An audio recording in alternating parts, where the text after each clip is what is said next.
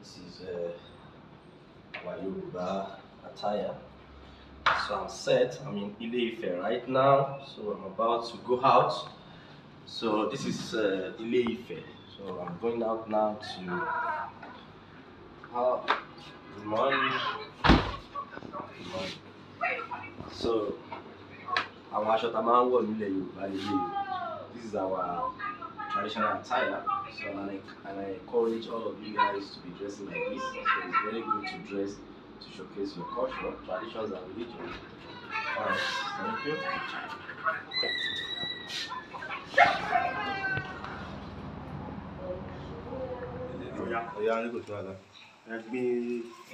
Ṣé ti tẹ̀bẹ́ yín? Kò dání. Okay.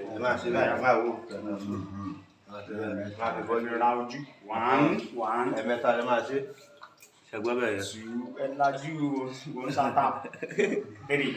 Yes. Another. Coming.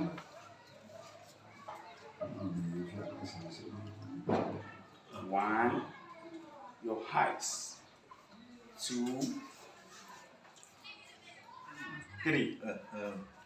Yeah.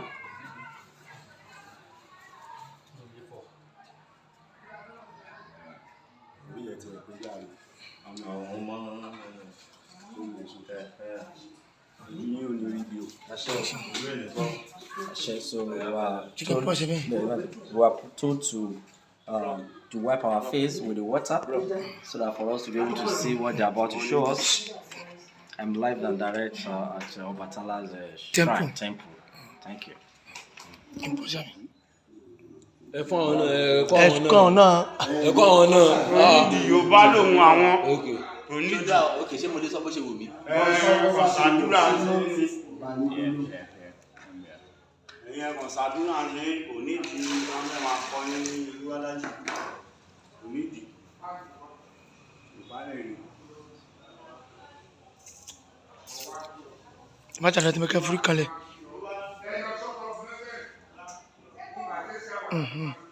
Ìyá dìde. Lọ́dọ̀ ọ̀lẹ́ ilẹ̀ dẹ́kun ní yẹ̀pẹ̀ tuntun. Ìyàwó bàbá wa dáàdì ọba dáàdì. Okay, so I want to catch them.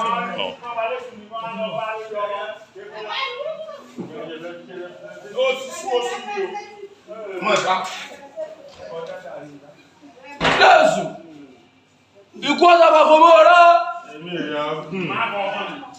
Ọ̀yà àmọ̀ ní mẹ́ta gbàgbé rẹ̀ síbẹ̀. Mẹ́ta kíkí ní sílé kò sí ọ̀rẹ́ náà.